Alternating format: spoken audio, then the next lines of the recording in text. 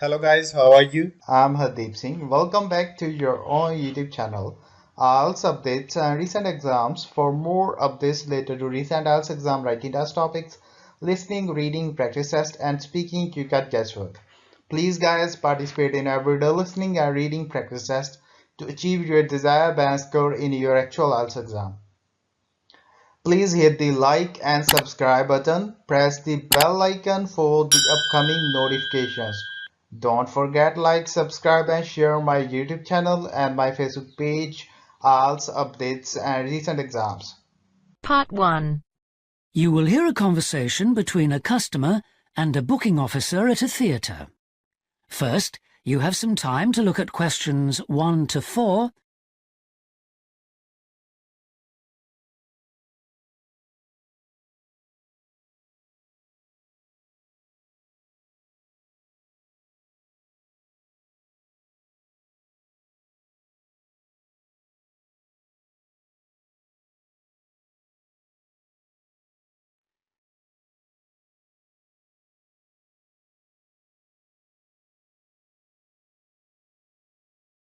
Listen carefully and answer questions 1 to 4.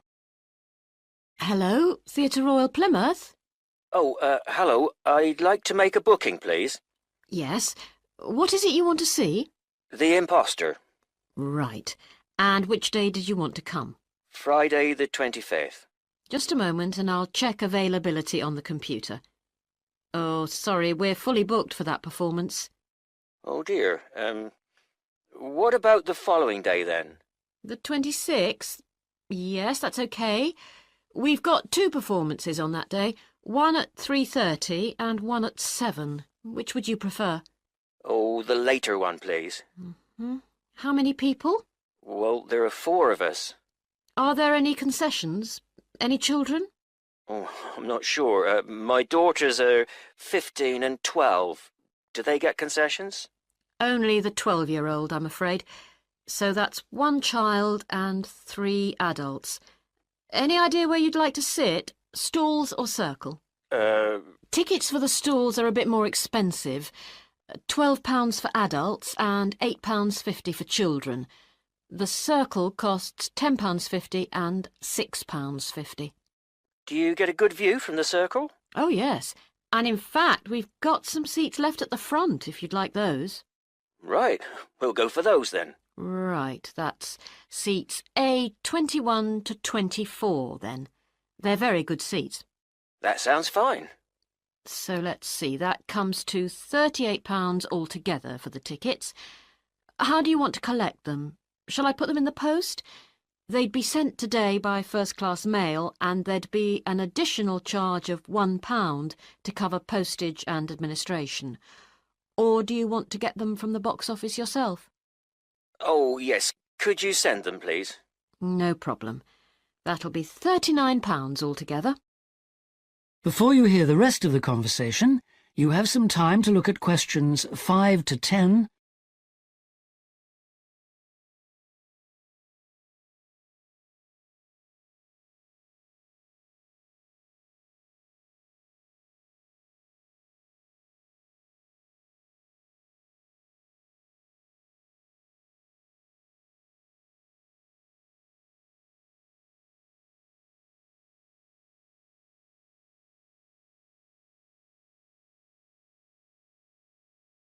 Now listen and answer questions 5 to 10. Could I just take your card details? What kind of card is it? Visa? Switch? MasterCard. OK. And the number? It's 3290 5876 4401 2899. 2899. OK. And the name on the card, please? It's Mr. J. Whitten. WHITTON. N for never or M for mother? N for never. Thank you. And now I've nearly finished, but I just need your address and postcode. Yes, it's 42 South Street, OK. Is that Plymouth? London. And the postcode? It's SW2 5GE. That's fine then. The ticket should be with you tomorrow. Is there anything else I can do for you? Yes, I was wondering if I could get regular information about what's on. Certainly. I can just add your name to our mailing list. Would that be okay? That would be very good. Yes, please. Oh, and there is something else, sorry. One of our group is hard of hearing, and I've heard that you can supply special headphones. That's right. As long as you tell us in advance, we can always do that. I'll book those for you now, and you can just collect them from the box office before the show. Thanks very much for your help. No problem. Thank you for calling. Thank you. Bye. That is the end of part 1. You now have half a minute to check your answers.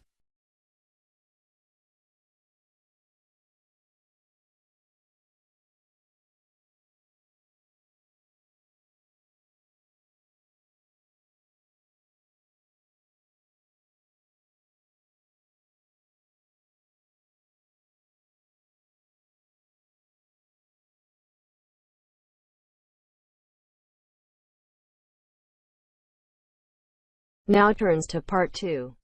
You'll hear the organizer of a rock festival talking to the exhibitors and performers at a planning meeting. First, you have some time to look at questions 11 to 17.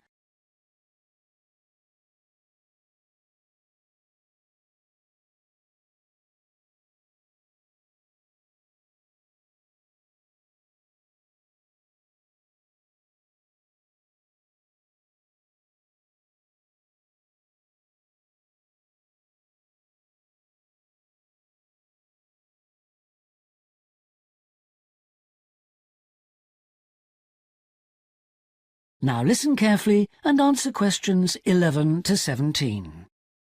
Good evening, everyone. I'm glad you could all make this planning meeting for what promises to be the biggest and most colourful free rock festival ever held in the South East.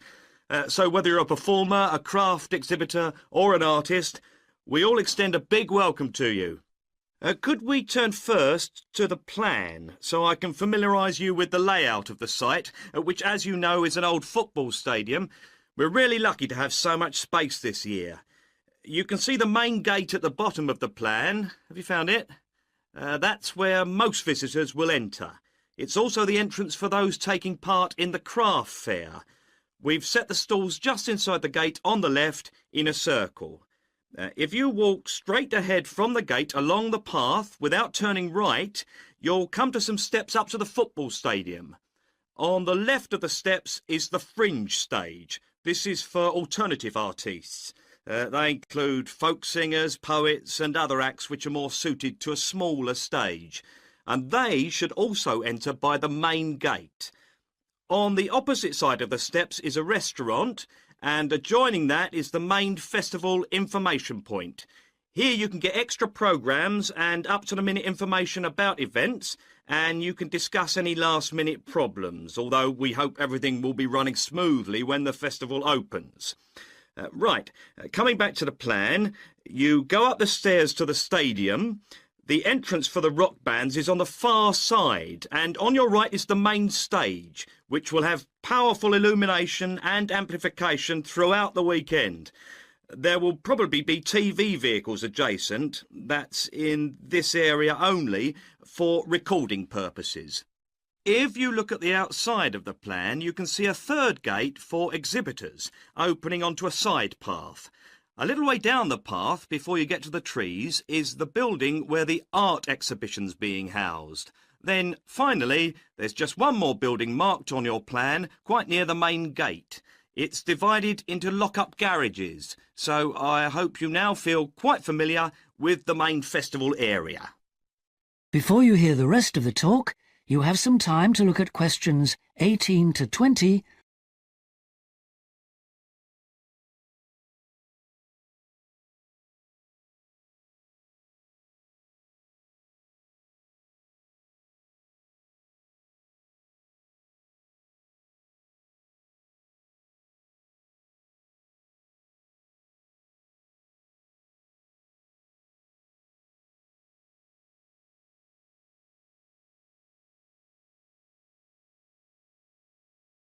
Now listen and answer questions 18 to 20.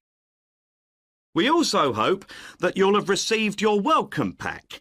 In it, you should find 2 parking tickets for yourself and anyone assisting you, an armband to indicate that you are an official visitor, one of our brilliant yellow badges with the new festival logo, a festival programme, and several sheets of information that we'd ask you to study carefully before the event. Please could you note that all setting up of stalls, displays and so on should be completed by 9:30 a.m. and that, unfortunately, we won't be able to allow any vehicles to enter the festival area after that time. Yeah, it's a big site, but even a few vehicles parked in the wrong place can block the paths. With crowds of people, and we are expecting several thousand, this can merely be a nuisance, but if there's an emergency and access for an ambulance is blocked, the situation will become not just annoying, but also dangerous. And don't forget, it could be your mother or your child who needs help. Several exhibitors and craftspeople have asked us if any provision can be made for overnight storage of tables, chairs and display items rather than having to take them home and bring them again. We're pleased to say that a limited amount of space has been made available in the building near the main gate. You'll be issued with a yellow ticket to reclaim your property, similar to the red parking tickets, so do check you bring the right one. But please understand that this is entirely at your own risk, as we can take no responsibility for items lost or damaged.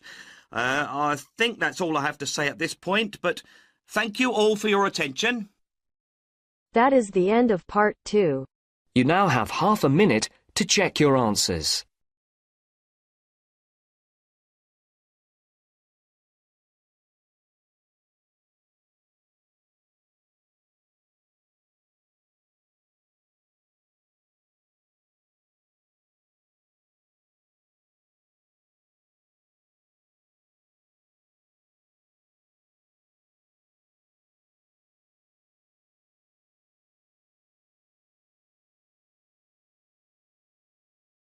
Now turns to part 3. You will hear some students talking about an assignment. First, you have some time to look at questions 21 to 25.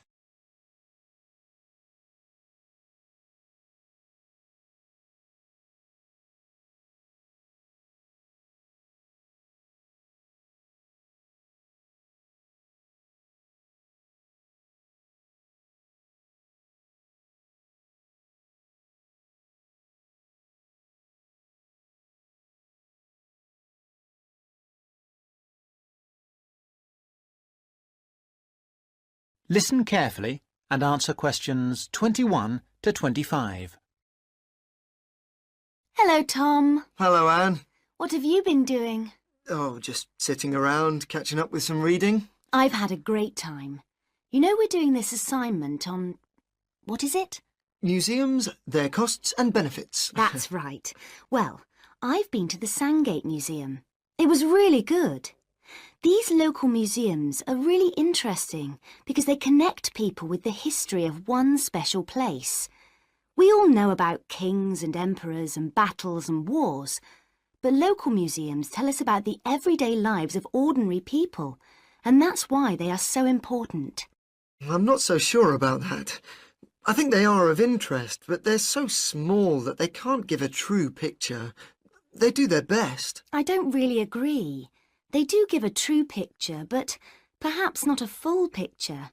It's the truth, but not the whole truth. I think the smallness is the #1 problem. Because they're small and local, they attract few visitors. That's why they have so little money. And because they have little money, they can't buy or maintain many really interesting exhibits. As a result, the shop is almost as big as the museum to try to raise money by selling souvenirs, postcards, sweets and so on. I think they find it difficult, but not impossible. And don't forget, they get a lot of their exhibits free from local people. There was this boat, for example, that was fantastic. Really? What was that? There was a massive fishing boat, a real one, about 100 years old, and you could walk on it and get the feeling of what fishing in those days was really like. Sounds quite good. But I've always found that these kinds of museums are a bit dingy. For example, the display cabinets are so dark that you can hardly see the exhibits, and the labels are sometimes difficult to read. Before you listen to the rest of the talk, you have some time to look at questions 26 to 30.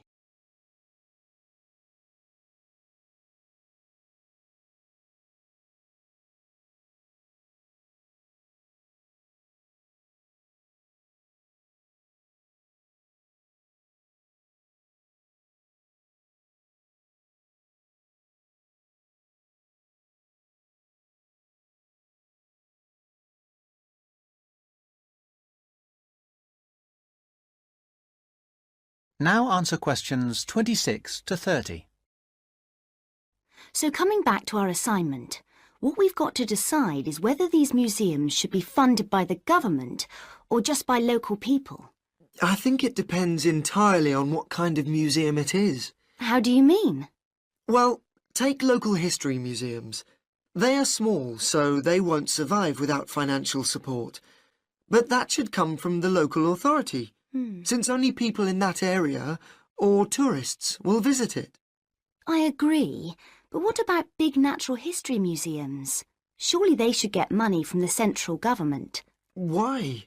Children who want to learn about nature can go out into the countryside with their school teachers. They could survive from donations, and they get loads of visitors anyway. The state should spend more on science museums, since not enough people are studying science these days. I'm not so sure, but I do think a sort of museum which should not get public funds is the craft museum. Yes, like museums of cotton weaving. Yeah, which are of interest to only a very small number of people, and they should pay for it. I agree, but a working farm is a different thing again. That's something from the past of all of us, and so it's important to the local community. Kids can learn a lot too. That's the sort of thing that the local government should be spending its money on. Yes, I agree. Well, I think we've got plenty of ideas for our assignment. That is the end of part 3. You now have half a minute to check your answers.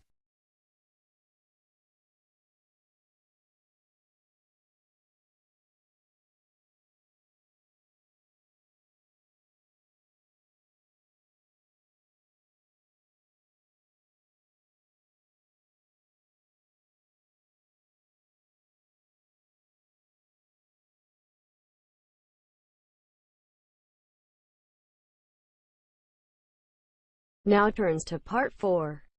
You will hear part of a lecture about product life cycles. First, you have some time to look at questions 31 to 40.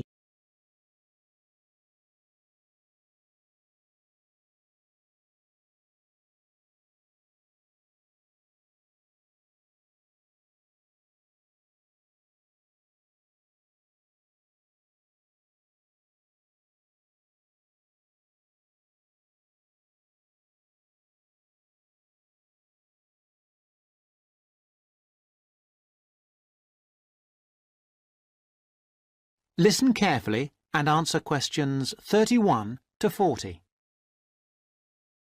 I'm going to begin my lecture today with a look at product life cycles.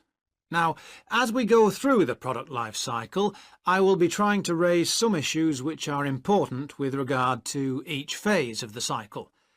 I won't have all the answers for you this morning. This one of the lecture series is just to get you started and, I hope, interested. Let's start with the first phase of the cycle, that of product design. This is really the most important part of the cycle. We often talk as if it is consumers who are responsible for recycling, and so they are, but in reality, the major responsibility must be borne by designers. They can design products where recycling is easy and cheap, or difficult and expensive. In the latter case, the likelihood is that recycling, though technically feasible, will not in fact take place. Now, don't jump ahead, because the second stage is not product manufacturing, but rather that of materials acquisition. This is the activity we do when we mine coal or other minerals such as gold or iron or copper. In addition to mining, there is harvesting, which includes the cutting down of trees as a first step in the making of furniture or paper, or fishing. These activities have costs which are not only money costs. Pollution is one of the extra costs. We have also to think whether the resources we use are renewable, such as trees, or not, such as coal and other minerals.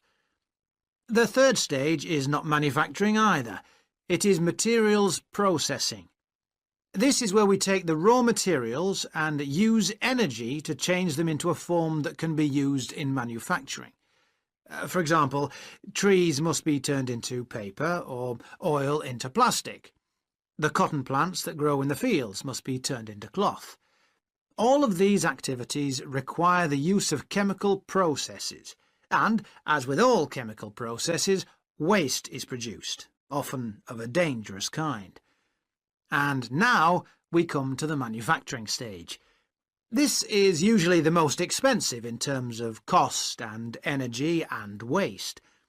The wastes are often those that contribute to global climate change.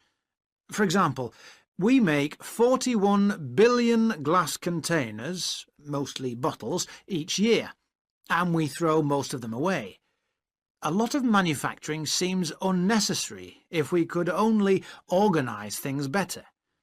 And this could mean greater profits for the manufacturing companies too. Stage 5 is packaging. Stage 5 is packaging. Many products are packed in paper or plastic, which themselves, of course, have their own processes and costs. Excessive packaging is often criticised, but it must be remembered that packaging serves a purpose, often more than one purpose, such as maintaining freshness and hygiene, as well as providing information. In our globalised world, we must never forget the next stage, which is distribution. This is the stage where transportation and energy play a big part. Lorries, trucks, trains, planes and ships all use up the precious stocks of oil and, as we know, generate greenhouse gases, which, as we hear again and again, contribute to climate change. Stage 7 is the point of it all, using the product. Looking after products, using them in the recommended ways, timely repair and maintenance all reduce the need for early replacement and reduce the number of products in landfill sites. We should not encourage the purchase of single-use products, that is, products which are designed for use on one occasion only and then to be thrown away and replaced. I'm going to skip a stage for a moment and move straight on to the final stage, which is disposal, putting the product in the bin. This is the end of the life of the product, and we lose it completely. It may have only a little value, but it does have a value even at this stage of its life, even in fact when it's actually in the landfill site. Now, I missed out one stage. This is a cycle within a cycle. That is, within the life cycle of the product, there can be a closed-loop cycle which can extract more value from the product. This is the reuse and recycle loop. It is a closed loop because, in theory, it can continue forever, though in practice, of course, this is not possible. Recycling products mean that they can be used to make more of the same product. CDs, bottles, books, or that they can be used to make different ones. For example, 1 pound of recycled paper can make 6 cereal boxes. And if we recycled all our newspapers, we could save 40,000 trees a day. Now, with this approach to the life cycle of a product in mind, we can go on to consider life cycle analysis. That is the end of part 4. You now have half a minute to check your answers. So guys, don't forget like, subscribe and share my YouTube channel and my Facebook page, IELTS updates and recent exams. For more updates related to recent IELTS exam writing test topics, listening, reading, practice test, and speaking you cut guesswork. Please guys participate in everyday new IELTS listening and reading practice tests to achieve your desired band score in your actual IELTS exam. For more IELTS material, visit my official website www.ieltsupdatesandrecentexams.com. The link is given below in the description. If you need PDF files of latest IELTS material, then please join my Telegram channel. So guys, please write your score below the comment section. Again, thanks for listening. God bless you all guys. Stay tuned, stay safe.